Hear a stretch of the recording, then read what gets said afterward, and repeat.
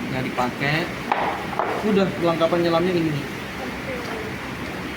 Kalau di sini ya, tapi kalau di luar biasanya ada tambahan equipment lagi, kayak octopus ada, terus sama biasanya pakai pisau belati, jaga-jaga kalau nyangkut atau apa, jadi kita bisa langsung mutusin apa, jadi nggak bahaya untuk kitanya.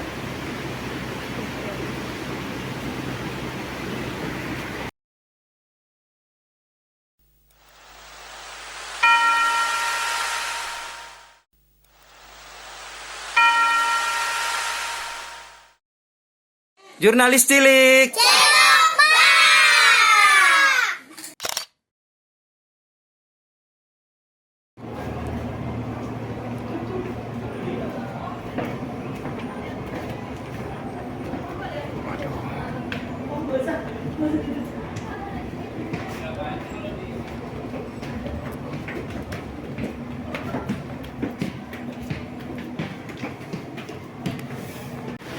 Kalau Mas biasa pakai berapa? Kalau saya biasa tergantung penyelaman.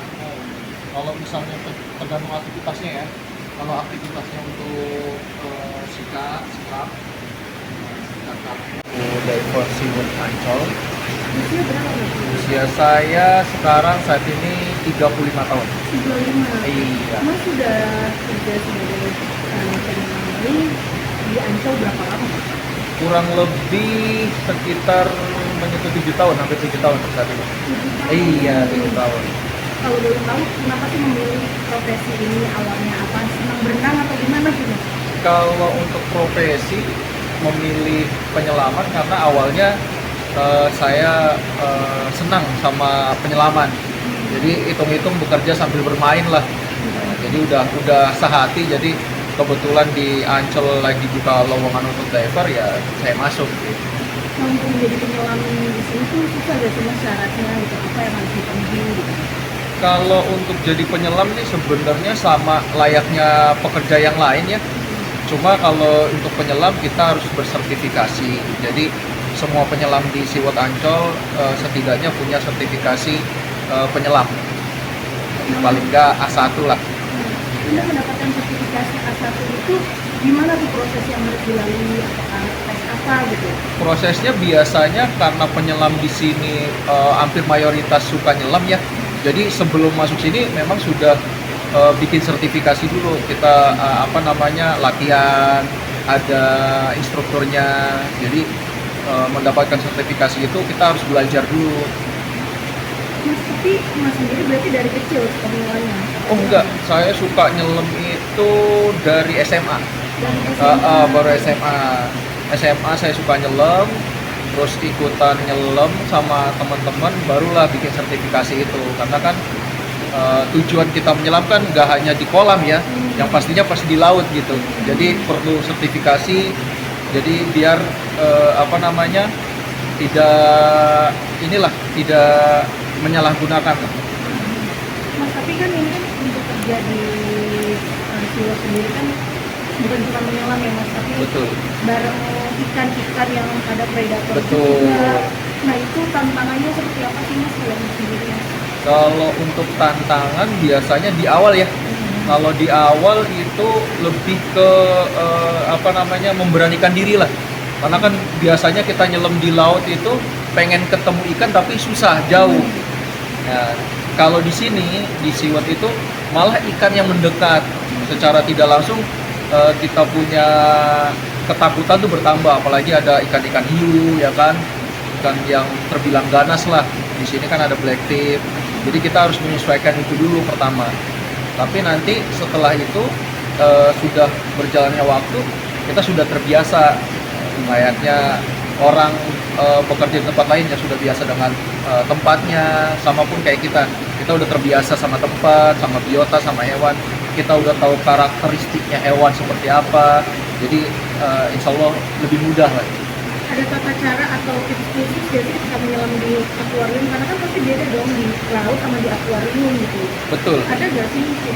Kalau secara mendasar sih enggak ya, karena sama sebenarnya, cuma di akuarium sama di laut itu perbedaannya kadar garamnya itu lebih banyak di akuarium.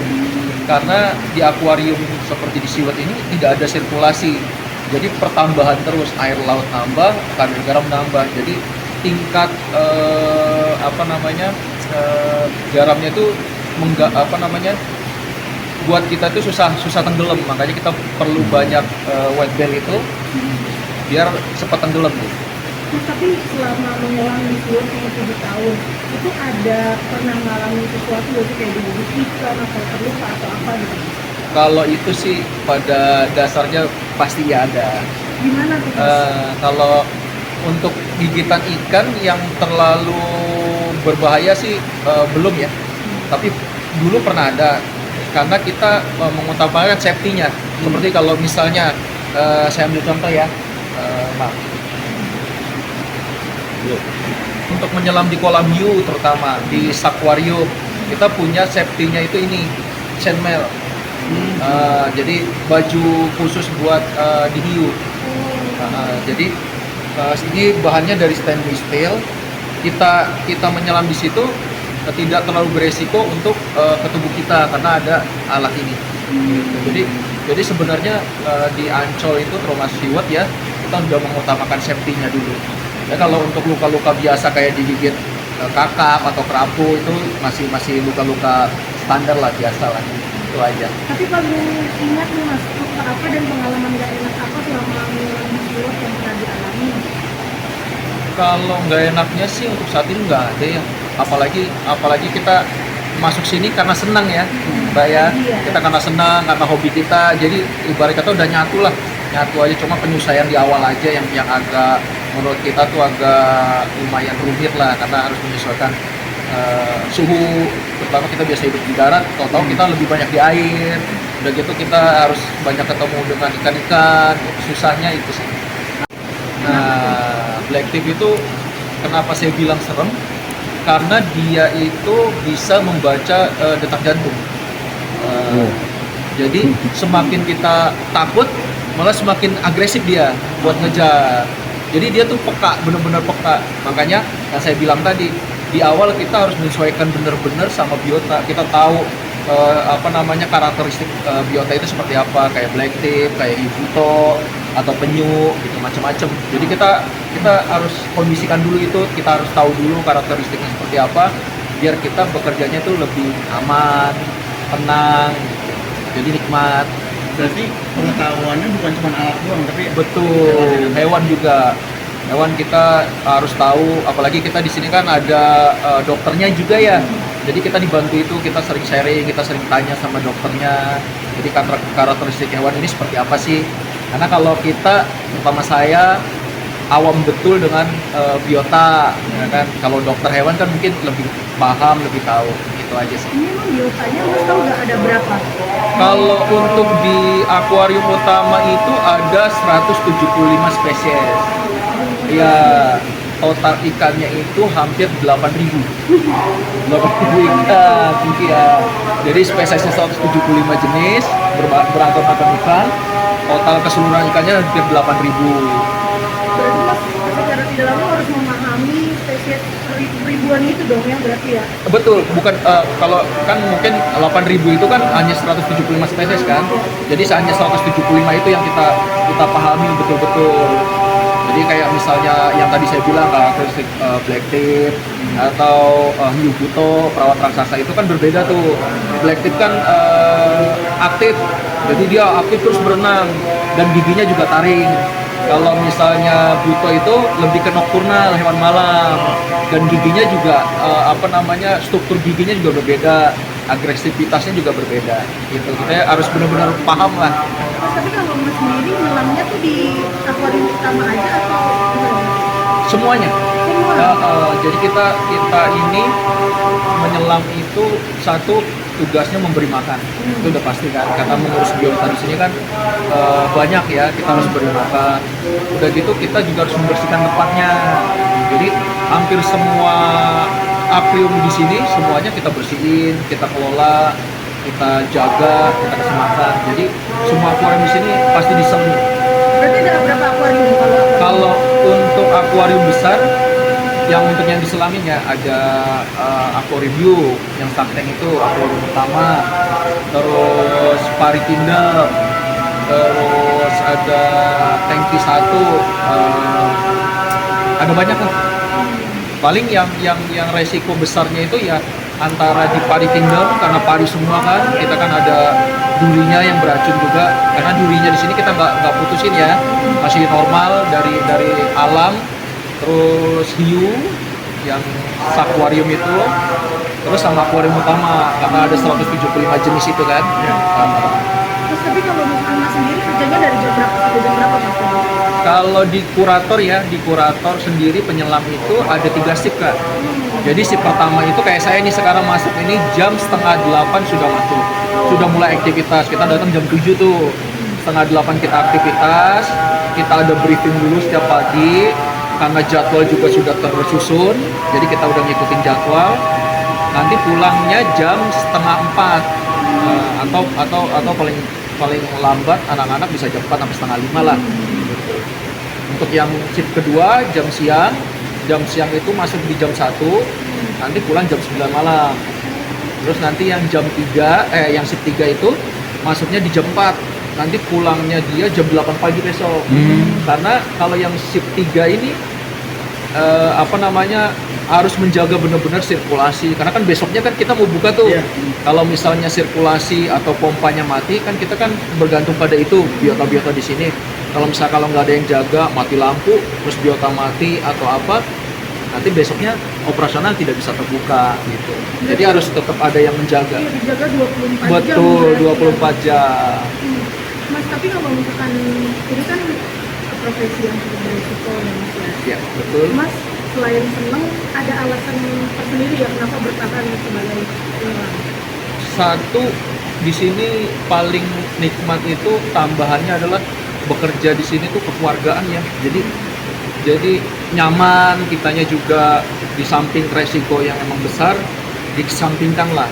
Karena Ancol mengutamakan prioritasnya itu adalah safety-nya dulu untuk pekerjanya. Jadi setelah itu sudah safety, baru kenyamanan itu, terus kekeluargaan. Jadi ibarat kata anak-anak untuk pindah itu atau pindah kerja itu mikir 1000 atau 2000 kali lah, karena udah nyaman lah. Tapi apa aja sih yang didapat di Ancol selama bekerja sebagai penyelam? Apakah ada pemeriksaan rutin kesehatan gitu atau gimana? Ada. Kita itu yang didapat ya sebagai penyelam karena emang keharusan ya. Jadi Ancol itu yang satu BPJS sudah pasti ada, dan kesehatan itu udah pasti ada. Yang kedua itu chamber. Karena kita maksudnya bekerja itu tekanan ya, tekanan karena kan penyesuaian nih beda nih Kak. Jadi atmosfer itu dalam kedalaman itu kita dapat tambahan tekanan. Nah itu kalau diakumulatif tekanan itu bertambah terus, makanya kita harus ada chamber setiap 6 bulan sekali itu kita melakukan chamber untuk mengeluarkan tekanan itu. Tapi Mas pernah gak ngalamin kayak ini kan air di akuarium kan beda ya sama laut ya? Kayak kulitnya gitu terinfeksi atau gatal-gatal gitu? Oh enggak, di sini lebih bagus. Ya, kenapa kita bilang lebih bagus? Karena memang ini air laut asli dari Ancol kita ambil. Cuma dalam prosesnya untuk masuk ke sini tuh panjang. Jadi panjang. Selain dia kotoran hilang, bakteri hilang, jauh lebih bersih, lebih jernih. Terutama untuk biota kan, perhitungannya kan. Apalagi sebagai penyelam, manusia juga itu harus diutamakan. Prosesnya dari laut, terus kita ada ozonisasi juga. Ada mesin ozonnya, deozonisasi, filternya juga ada 4, ada banyak, air besar. Jadi masuk ke sini tuh nggak langsung air masuk langsung ke sini. Jadi ada filter, ada pompa, ada ozon. Jadi udah diperhitungkan lah sama Ancol lah, jauh lebih bersih. Mas ini ngomong di luar Ancol ya Mas? Betul. Kalau sebagai penyelam Pemerintah sudah selayaknya kok, sudah selayaknya memperhatikan kita, terutama yaitu tadi BPJS, ya kan, diperhatikan betul-betul diperhatikan. Terus chambernya juga diperhatikan, karena apa? Kekhawatiran pemerintah ya, terutama untuk penyelam itu kan dekompresi. Kalau dekompresi itu bahaya sekali, bisa kehilangan banyak, terutama kematian. Terus paru-paru bisa jebol, telinga paling enggak itu telinga kita bisa pecah, benang telinga bisa pecah. Makanya setiap 6 bulan sekali itu dilakukan itu chamber itu bukti bahwasanya pemerintah atau terutama Ancol itu memperhatikan betul penyelam. Kayak gitu. Ada harapan nggak Mas sebagai penyelam ke pemerintah? Harapannya sih untuk saya pribadi ya ke pemerintah ya lebih di ini aja di apa namanya di semoga apa yang sudah diberikan pemerintah tetap ada, terutama Ancol tidak dikurangi. Alhamdulillah bersyukur bisa bertambah, itu harapan kita. Terus untuk apa lagi ya? Ya biar Ancol juga lebih maju lagi lah. Gitu aja. Ini penyelam ada berapa sih? Total untuk penyelam kita ada 14 orang. Iya, ada 14 orang. Satu shift berapa? Kenapa? Kalau satu shift itu berapa orang? Satu shift tergantung, kalau misalnya di hari biasa itu 4 sampai 5 kalau pagi, ya kan? Karena kan apa namanya ada penyelaman pagi 2 orang. Terus yang ke bawah satu orang tuh yang keringan buat kasih makan yang akuarium yang kecil. Terus ditambah lagi nanti ada apa namanya kayak kasihnya pelaksana apa namanya pengawasnya lah 2 orang itu. Terus nanti yang siang 3 orang, yang malam itu 1 orang. Nah, itu jadi rollingan aja terus begitu. Mas maaf boleh. Boleh? Muslim. Muslim? Oh Muslim. Puasa Nah, Bang? Alhamdulillah puasa. Nah itu tantangannya gimana tuh bekerja menyelam sambil berpuasa gimana Mas? Kalau tantangannya sih karena kita sudah profesional ya. Jadi kalau untuk minum air secara apa namanya garis besarnya alhamdulillah tidak butuh. Karena kita dilengkapi dengan ini nih. Jadi air masuk laut itu masuk apa terhalang ini dari mulut kita. Jadi air tuh nggak mungkin masuknya, namanya water. Terus untuk tantangan yang terbesarnya lagi sebenarnya lebih ke kering aja sih tenggorokan. Iya, karena kan kita nggak punya oksigen nih, ya kan oksigen jadi lebih kering aja. Terus kerja lebih berat dalam artian kita ngangkat tabung berat kan sama itu ya. Itu aja sih tantangan besarnya.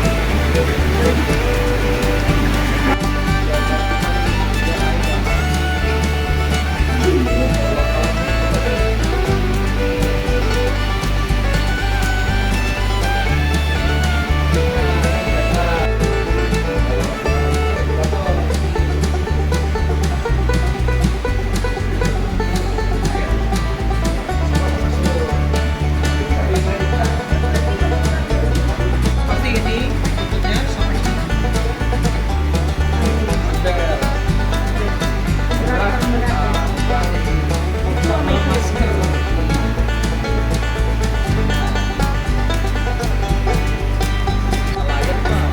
Kompresor. Kompresor.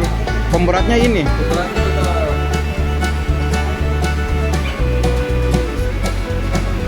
Ini lagi proses yang paling fase ini ya,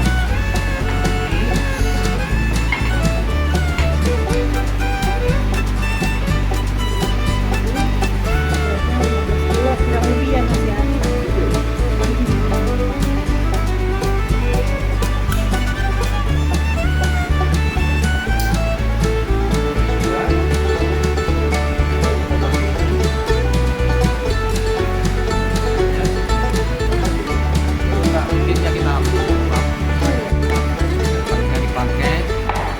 Udah kelengkapan nyelamnya ini.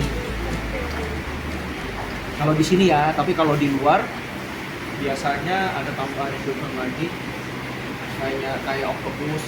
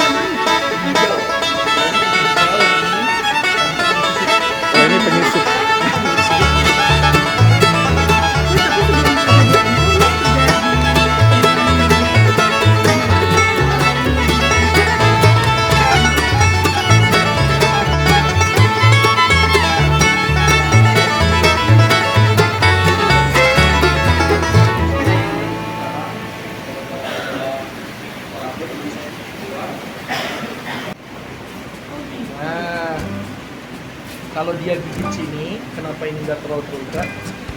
Black tip itu dia kan tarik. Jadi caranya dia memaksa itu sambil gigit sambil koyak kayak kita gigit susu. Oke. Kalau kena gigit sini, dia bisa nancep tapi nggak bisa koyak Oh, oke. karena ketahan channel ini. Pas dia gigit berasa kayak digigit jarum, giginya Iya. ada masuk dikit lah. Tapi dia nggak mungkin bisa koyak. Kalau dia bisa gigit kita buka di tangan ada. Makanya ngasih waktu untuk evakuasi ya. Bukan ngasih waktu, memang nggak bisa. Memang nggak bisa dia buat. Nah, Bagiannya itu nggak situ doang ya gitu. Iya Pak, ada. Ada celananya, ada bagian-bagian. bahkan berapa langsung bisa Iya. kita makanya bingung. Bener. Kayak baju perang ya? Celananya, ini yang buat tangannya, kepalanya tadi yang saya pegang, terus yang sepatunya juga ada. Proses ya. Buset, jadi tertutup semua. Berasal dari perairan air tawar, tepatnya berasal dari perairan Sungai Amazon, Amerika Selatan. Ikan piranha merupakan salah satu eksplorasi biota invasif yang tidak boleh dipelihara dalam kepentingan pribadi. Yang bisa mengunjung nikmati di Seaward Ancol sebagai salah satu bahan edukasi ya, atau pendidikan saja. Dan bisa lihat di akuarium-akuarium yang ada di Indonesia. Nah, bagaimana dengan ikan piranha porphyra? Di mana ikan ini terkenal sebagai salah satu biota karnivor berbahaya, karnivor terganas yang berasal dari perairan air tawar. Karena ikan piranha ini memakan daging-dagingnya di Seaward Ancol. Tetapi ikan piranha merupakan salah satu biota ikan yang hanya akan makan mangsanya ataupun makanannya apapun itu daging-dagingnya. Ketika mangsanya dalam kondisi yang melemah, terluka ataupun sudah menjadi bangkai sudah mati. Karena ikan piranha adalah salah satu biota scavenger yang merupakan sisa hewan memakan bangkai. Jadi ikan piranha tidak akan menyerang, menggigit, memangsa makanannya jika makanannya masih dalam kondisi yang sehat ataupun dalam kondisi yang masih hidup. Dan ikan ini hanya akan memakan makanannya sendiri dan memangsanya sudah dalam kondisi yang tidak berdaya, sudah lemah, sudah terluka ataupun sudah luka, sudah mati. Ikan ini juga sebagai sesuatu biota kanibalisme, di mana ikan piranha dapat memakan makanannya sendiri, sesama jenisnya sendiri, tapi membahayakan hidupnya, temannya, kelompoknya dalam kondisi yang sudah lemah, sudah tidak berdaya. Mereka akan memakan dan juga memangsa temannya. Dan saat ini pengelola bersihnya sudah dinaikkan lagi dengan satwa yang makanannya sudah habis. Belum saja kalau mereka satwa lainnya sudah berhenti dari kelima ya. Karena momen-momen begini sudah benar-benar berada di Seaward Ancol. Merupakan semangat sebagai momen-momen ikan penuh hanya dalam waktu 5 menit saja. Kalau ditanya cepat dengan makannya, karena ikan piranha memiliki bagian sekejap. Menurut segitiga seorang hari satu melakukan 9 ikan piranha melakukan cari-cari beberapa masa yang lalu di akuarium Amazonia. Hanya di akuarium tersebut beberapa ikan yang sama-sama berada di istirahat beraman dan bermakan. Pukul 13.00 pada pukul 1 siang hari nanti. Ada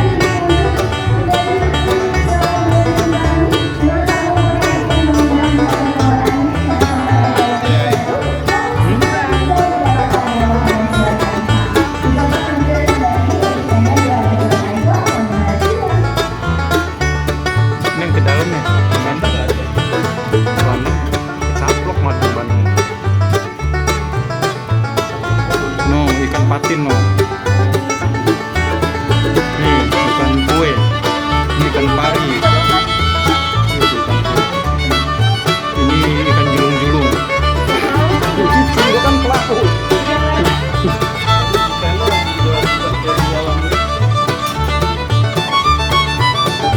Ini nggak ada bebek di sini ikan mulu. Kemana? Buka pakai bebek enak banget bang Chandra. Bebek tempat aki.